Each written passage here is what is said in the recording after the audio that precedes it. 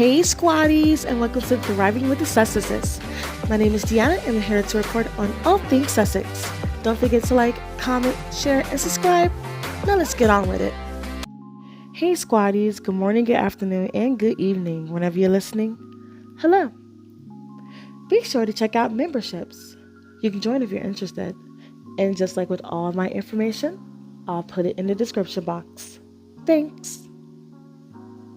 So I'm reading this article on Deadline, and it's one contradictory after another. In a way, it's like ITV is making excuses for this clown. Who am I talking about exactly?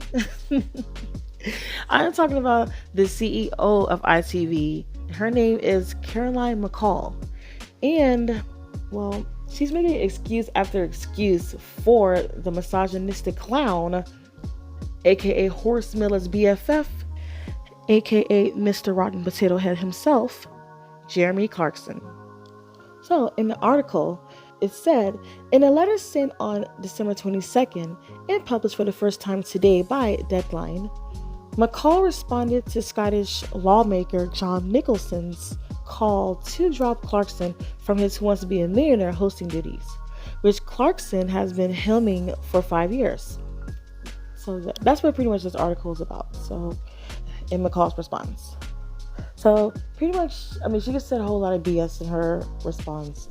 A whole lot of nothing. She's like, your concerns are completely understandable.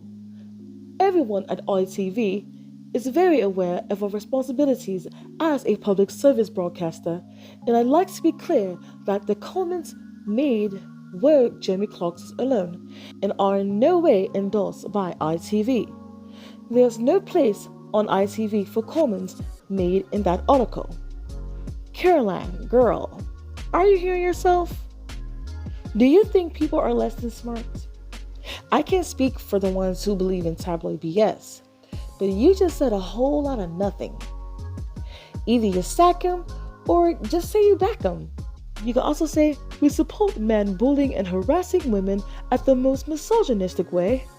It's just an opinion on one woman, right? The biracial black American who stood all Prince Harry from us. Is King Tampon's horse making calls again? Caroline literally thinks this person is going to be reassured by such BS. This is where she applies the salt onto the wound. It is also worth adding that Jeremy Clarkson is not an ITV employee, and that when he appears on ITV, it is as a quiz show host on a show which does not provide a platform for his opinions. Wow. She's just making it worse for herself. So she's basically saying, hey, he might have said those misogynistic remarks about Meghan, but he won't say them on ITV or on this show. That's like saying, oh yes, Frederick is one of our most delighted employees. While we're aware that he beats the living daylights out of his wife almost daily, we know that he will not do any of that on ITV or any show on ITV. And after her BS excuse, she just asked this in. I hope that reassures you about ITV's position, and thank you again for making your concerns known.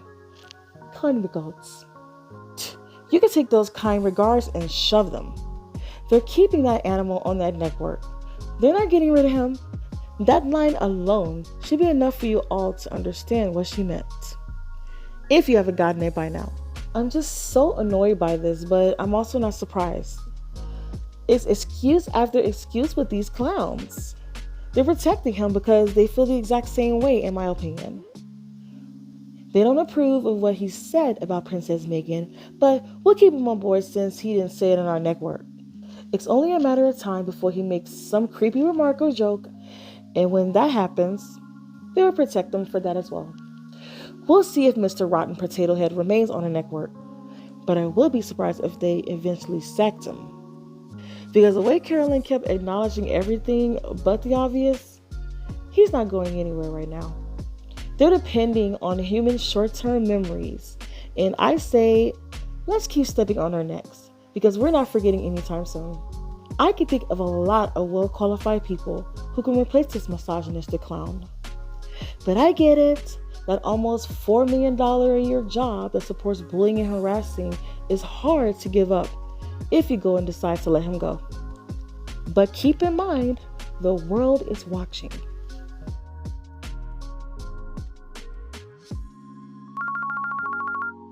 Hello, Now then, after my other jobs, Jeremy? people are contacting the ITV CEO to counsel me. Who's calling at this hour? It's Jeremy. Ugh. Go back to sleep, Camilla, darling. Who's trying to counsel you? That bloody Solstice squad, and they have outsiders riling up alongside with them. They're all at it again with calling out on my jokes. Now the world hates me for doing my job. Give me that phone. Why disturb my sleep at this hour? I apologize, Your Royal Highness. Tampon, baby. Just put on your customary earplugs. Tampax are your favorite brands. Oh, bloody hell. Who's calling me at this hour? Who deserves my peace at this hour? Damn, Harold. Ugh. What did he do this time? Why is his life so much more accomplished than mine? Can't we talk about this during normal business hours? His books are #1 globally. Globally! And the peasants are all wasting their bloody money on him as if he's king. It's only a pity party. It will blow over soon. You said that on his book release, and after breaking records, including the Guinness, people are still talking about it. I tried writing one sentence and pulled the muscle in my thumb. Really? I'm hanging up this phone. And that mad woman wants to have another child. What mad woman? She claims George no longer pays her any mind, throwing toys at her. He barely knows her. What did she expect? Ever since she saw Meghan on the Harry and Meghan docu-series, being hands-on with her children, she trying to get a go at it. Not realizing that the children are dependent on the nannies. Well, are you going to grant her wish? God, no. The thought of touching her... Ugh. I can feel my dinner coming up. Dinner? It's well after 2 a.m. I'm seeing Rose tonight. I see her almost every night. But Harold and his bloody American are inside that vineyard of an estate, drinking cocktails and mimosas while I'm seen as the bully. Keeks the true bully? Oh, you don't say. Hold on, Pa. My other phone is ringing. Oh God, what do you want? Really? Let me calm myself down. I want to talk to you. If it's about a baby, the answer is no. Please. No. Pretty please. No, and go back to bed. You have an engagement in the morning. Do you know how many beers I've had? Oh, whiskey. Oh, pack of ciggies. Meghan dresses this way. Meghan dresses that way. I hate Meghan. It's all you think about. You hear that, Rose? Barely thinks of Meghan, not me. Is this what you have to put up with every night? Both of you need to end this while you can. But what about me? What? I'll have someone call ITV in the morning and give her an ultimatum. Oh, Camilla, Your Royal Highness, thank you. Thank you. Now, the real drama. Maybe if you stop being so lazy and pay attention to the instructor, then perhaps you will act and dress more like Meghan. You've been obsessed with Meghan since Suits. I hate that show. I only watched it to be closer to you. And I want you to be away from you. One of the dogs complimented me today. Oh, big boo-boo. Maybe you can start an affair with him. I'm ending this call. You can fight amongst yourselves in private. I don't see how Rose can put up with this. I can. You don't care if other men want to see me? I told you years ago to see other people, yet you keep bothering me. Maybe I'll finally take your offer. At least these men don't believe in pegging. Maybe these men can give you a sense of personality. Dumb doormats doesn't look good on the next Queen Consort of England. And neither does a bawling, pegging king. All of you, out of my office, bedroom, phone, at once. Prince Harry's Spare sold more than 3.2 million copies worldwide just after 1 week of publication and will likely rank among the best-selling memoirs of all time. Penguin Random House announced Thursday that Prince Harry's highly successful memoir sold 1.6 million copies in the US alone. The British publisher announced last week that Spare sold 400,000 copies in the United Kingdom in all formats, hardback, ebook, and audio, on its first day. The total sales announced for Spare are for print, audio, and digital editions in the major English language markets, which is the US, UK, Canada, and Australia.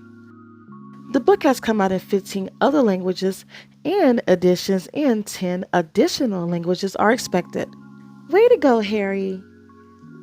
And to end this podcast with even more positivity, I read this nice article by People. I know there's a love and hate relationship with them, but the article was cute. It has a pretty basic title called Prince Harry and Meghan Markle's Relationship Timeline. Prince Harry and Princess Meghan's love story is one for the ages.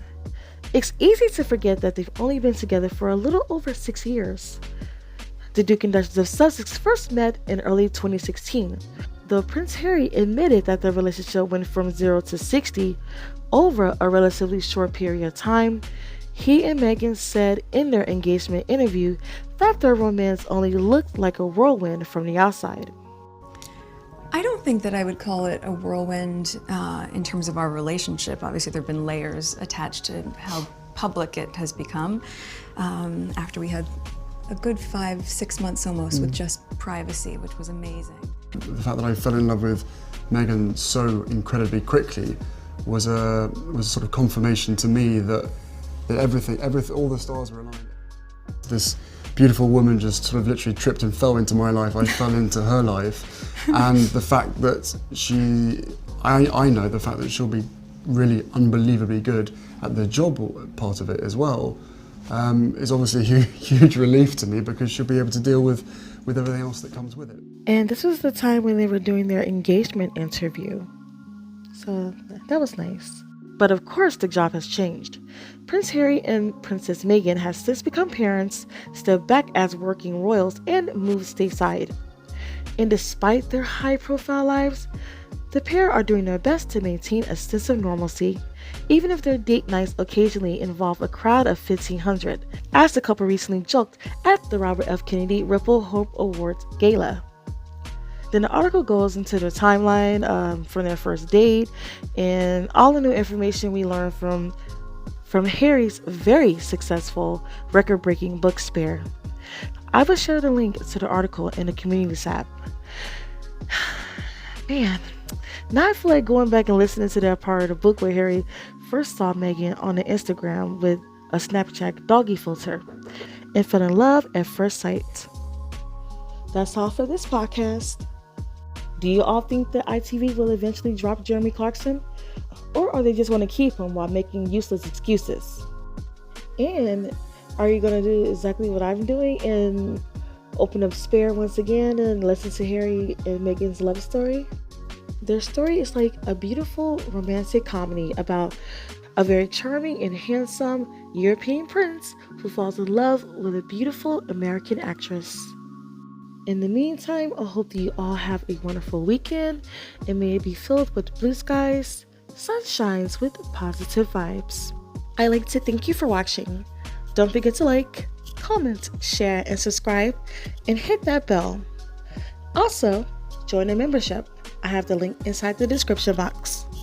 My name is Deanna, and you are watching Thriving with the Sussexes. Talk to you soon.